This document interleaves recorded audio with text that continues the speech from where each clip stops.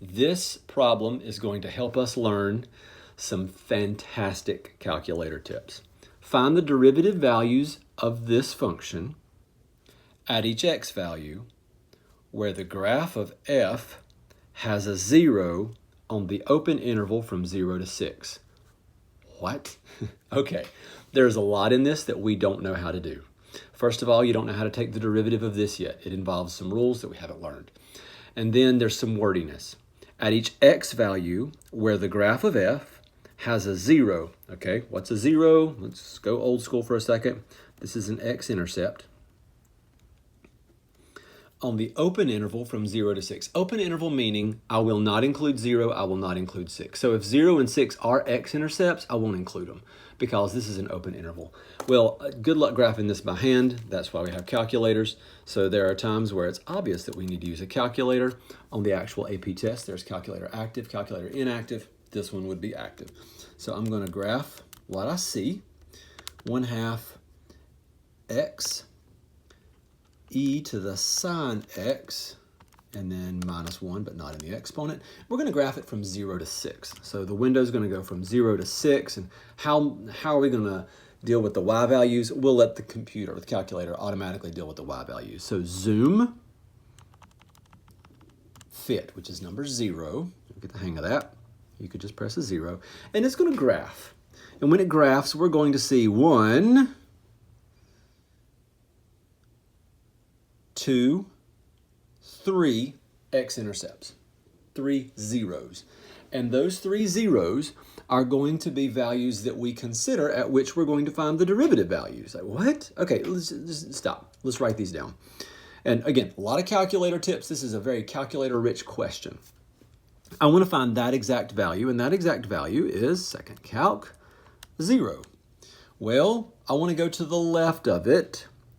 So I'm going to go to the left. I'm going to hold the left button. You could do that. You could just type a number, which I'm going to do in a minute. But we're to the left of that x value. And then we'll go to the right of that x value, and then we'll press enter. And this is the actual value right here. And it is 0.908863, and we shall write it down. So we have a few x values to consider. 0.908863. I want to show you something really cool on the calculator that you're going to need later. So in order to truly figure out the exact value, as exact as the calculator will do it anyway, what we're going to do is store this value. So I'm going to hit second and quit. And I am going to press a little obscure button that you may not have ever used before. It's called stow. It's going to store this. Whoops, whoops, whoops, whoops, whoops. Before I press it, sorry, my x value, the very last x value that my calculator found was the one I was looking for. Okay, so that x value is now going to store, and I want to store it as some variable. I like to just use a. So from now on, until my calculator is cleared or until a is reassigned, my calculator is going to think that a is 0.908802, see how more accurate that is than what it showed a minute ago? Okay, so my calculator is going to tell me this. All right, I am going to write this down. If this was a free response question, I would want the people to know that are grading my paper that I have used this value for a. That way, when I use the letter a in the future, variable a in the future, they will know I'm dealing with that. Okay? So I want to find the value of the derivative at that point. But first, let's find the other 2 x-intercepts. Let's go to second and calc. We're going to find a 0. And then it says left bound. Okay, so this is where my eyes are. I'm looking at this point right here. And this point is between 3 and 4. And so I could move my cursor and go whatever. I'm just going to press the number 3 and enter. And then I'm going to press the number 4 and enter.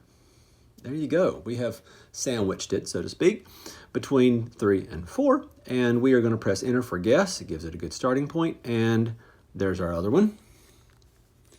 And our other one is 3.858, so 3.8586514. And I'm going to let that one be B. So second and quit. And so my last x value was this, and we're going to store it as b. There it is. And then we'll find the third one, and then we'll go from there. I'm gonna not say x equals this and x equals this and x equals this. Actually, I might just take out the x equals up here and just use a's, b's, and c's. All right, so here goes. We'll deal with that in a minute. Let's go to the left of this one. We'll go to the right of this one, and we're going to press enter. And 5.08, here we go. We are finding the x-intercepts. 5.0818391. I'm going to store that one as C. So we're going to quit, second quit.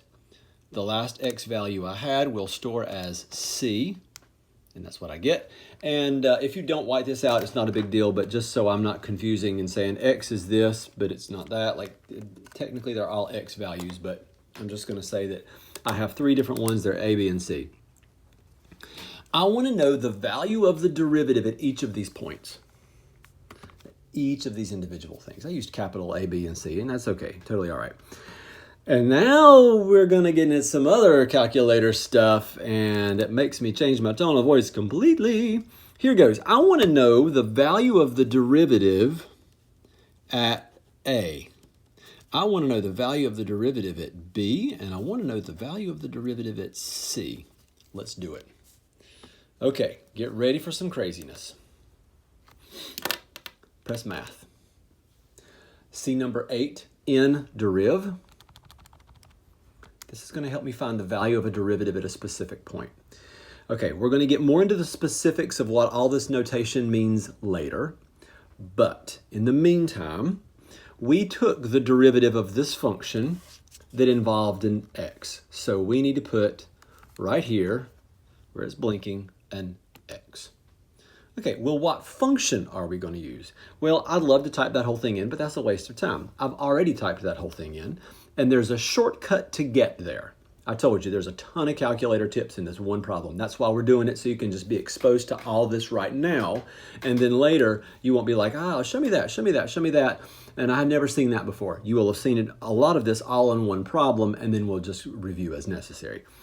Press alpha and trace. And it pulls up this list of all the functions that are defined. y1, 2, 3, 4, 5, 6, 7, 8, 9, and, well, 0.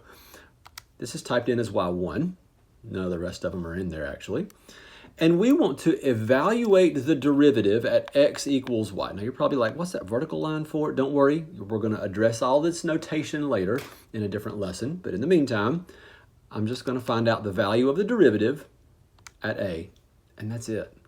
The slope of this function at that x value is 1.715. I used a whole lot of decimals here, and I'm only using 3 here. It's a good idea to at least store in your calculator what you have as you move forward until you get to your final answer. Otherwise, you're going to lose some accuracy in rounding. Okay, so same thing. We're going to do this for B and do this for C, and then we'll be done with this problem. So math in deriv, which is option 8. We want the value of the derivative with respect to x. That's a phrase I haven't used before. Not yet, but you'll hear it a lot. We're taking the derivative of a function that involved an x. Alpha trace is y1. And x is equal to 3.858. I don't want to type that. Good thing it's in my calculator as b. 0.495. There we go. Okay. Let's do the same thing. Actually, one more calculator trick. If you press second and enter, it pulls up the last entry, and you can go back and edit it. So we want the same thing, only we want it to be at C. So let's back up a couple, and then alpha C. 0.558. We have found the slope of the function at the 3 points where we had x-intercepts.